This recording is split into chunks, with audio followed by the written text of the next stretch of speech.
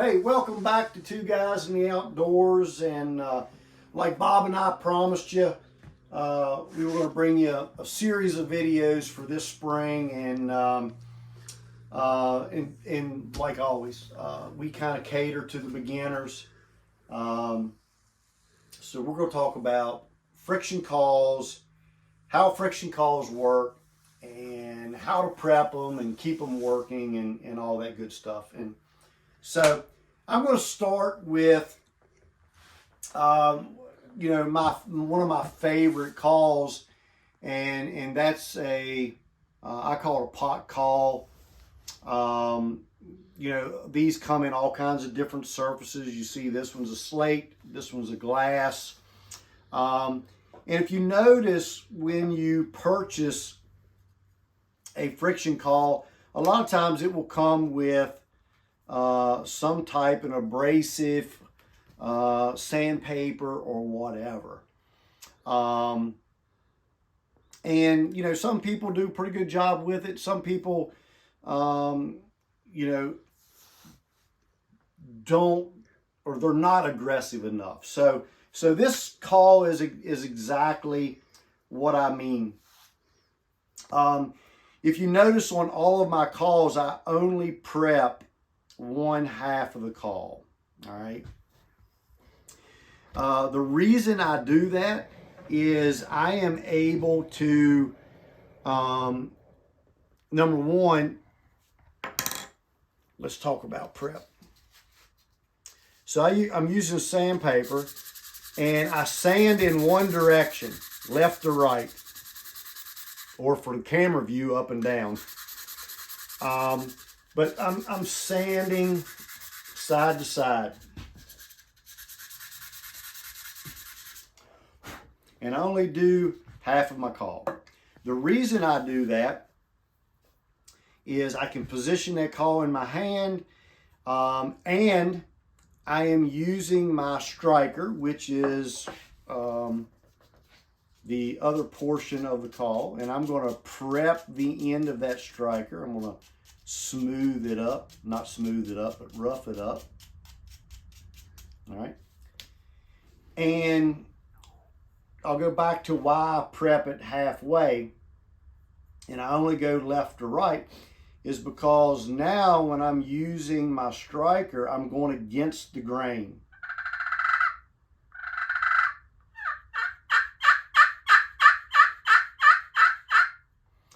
And if I sand the whole caw, now I don't know where my grain is. All right. So if I go with the grain,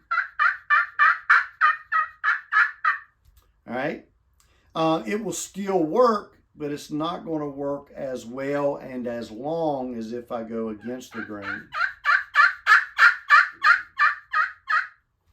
Now, if I go over here on the unprepped side, and I'm doing the same thing, no sound. Ooh, I said no sound, but occasionally you'll get a squeak or something. So friction caws have to be prepped. This is just how I do it. Another thing is you want to keep your fingers off of the surface. Never touch the surface. I never touch the tip or the end of my striker, because the oils from your skin can contaminate them and make that caw not work the best. So don't be afraid to be aggressive. Sand left or right. That way you know you're going against the grain. Don't be afraid. You're not going to hurt the caw. Now, for a slate caw, a slate is a much softer material than glass. So all you need is just a Brillo pad. So just a piece of a Brillo cloth. Again, kind of hard to see, but I only sand half of it, and I'm able to visually see that.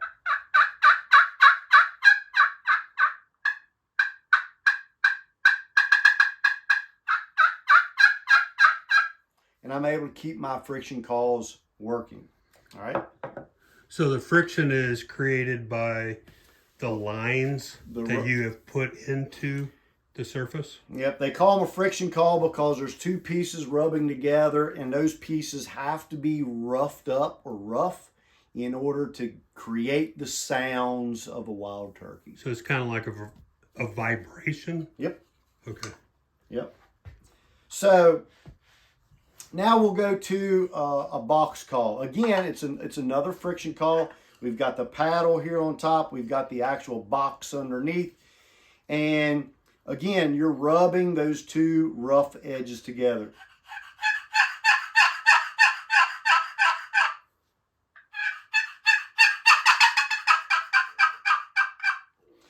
And just like any surface, you don't want to touch it. I'm going to use that same sandpaper. And you can see that this paddle is arched. And I can just run that sandpaper back and forth. Now this is wood, so you don't want to get too crazy and change the shape of that paddle. And then we're going to use some chalk. These particular calls require some chalk. And I'm just going to rub this chalk on there. So what's the chalk do? The chalk gets down into the wood grain. All right, so that's a very good question. So here we're using a wood striker on a glass call. We're using a wood striker on a slate call. We're using a wood striker on a composite. All right. Wood against wood. All right. So you're using kind of the same material against each other, and they will tend to get slick very, very quickly. So having the chalk as a barrier between the wood helps it make those sounds and stay roughed up to where it will continue to work.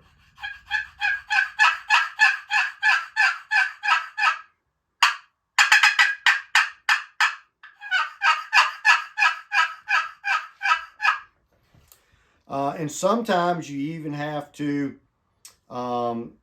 just lightly scuff. I don't use sandpaper on this. I use that little Brillo pad. But even that surface there and this surface here to keep them from getting slicked up. But you don't have to chalk those? Don't have to chalk those because you will get a chalk on that from the paddle.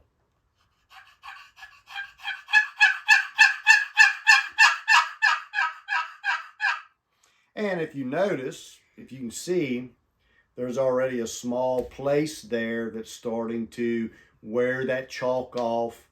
And the more you run that call, it will get slicker and slicker, and then your call is actually going to stop working.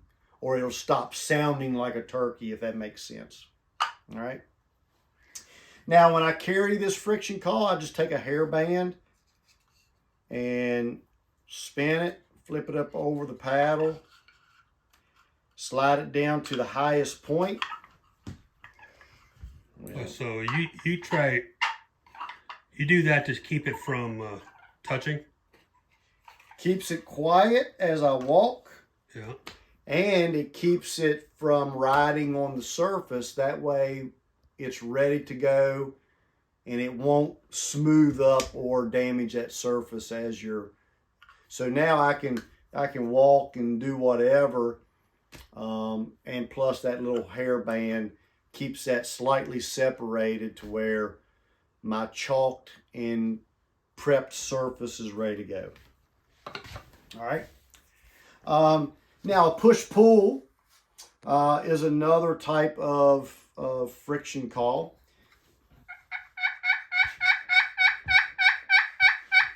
It's called a push-pull because you can push it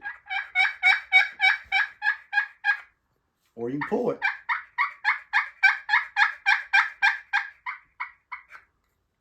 All right. Now, this, again, is a friction caul. It's got to be prepped. It's got to be maintained.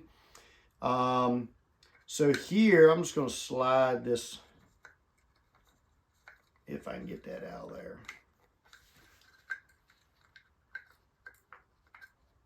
There we go. So again, you can see the chalked area. Same thing, sand it. I'm going to do it in one direction. I'm going to apply my chalk. This one is pretty good shape, all right? And then you've got the inside of here on the sounding board, you just got this little pyramid piece of wood. And I'll take again my Brillo pad, and I can kind of clean it up from time to time. And again, we're just sliding wood against wood, so they work best if you've got that chalk as a barrier in there. And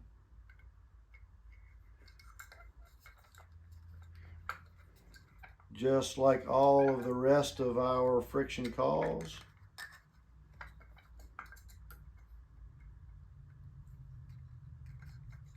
if I can get it back together properly.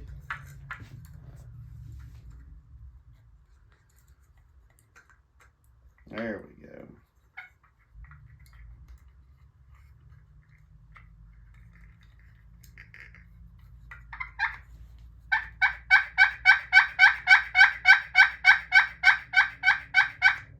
All right. Now, so friction cauls, very, very simple. Probably the most common cauls, probably some of the most, probably are the most common because there's more friction cauls made than any other type. Because here you see 3 different types. But with friction cauls, there is some maintenance, there is some prep, and you want to make sure that you keep them dry because you know, wood absorbs moisture, so you might want to keep them dry if it's a rainy, dreary day. And you can also run these. A little tip for you. But you can actually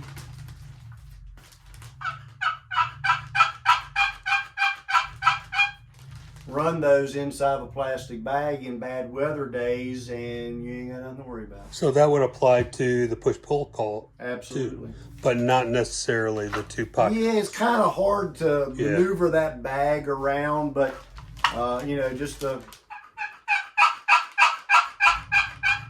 you can run that inside that bag. It keeps it dry, keeps it working. So question for you, from our one of our viewers. So it made sense with the sandpaper, the Scotch-Brite, all that stuff. Mm-hmm. Okay, the Brillo pad, but the chalk, is that special chalk? Yes, it is a special chalk. They do make chalk specifically for turkey calls. This chalk is like an artist chalk. Okay. Not chalkboard chalk. This is a much softer material, and I don't know the chemical makeup of the difference, but if you use like you can buy it where it's specifically for turkey calls. But if you were at the art supply place and you go in there, you can pick up. Okay, it's not the sidewalk chalk that the kids are using or whatever. Sidewalk chalk, chalkboard chalk. I'm not saying it won't work. I haven't tried it, but I know that that's a harder material. Okay. This is a much softer material. Okay. And it works much better for our turkey calls. Good question. Thank you for that question, viewer. There you go. So, is that it? As far as friction calls, prep, that's how I do it. So obviously in your turkey vest, you're going to want to keep some sandpaper, your prepping material. That way you've always got it, and keep your calls running. Okay. So just like always, keep it simple. Go hunting. Get out in the outdoors and have some fun.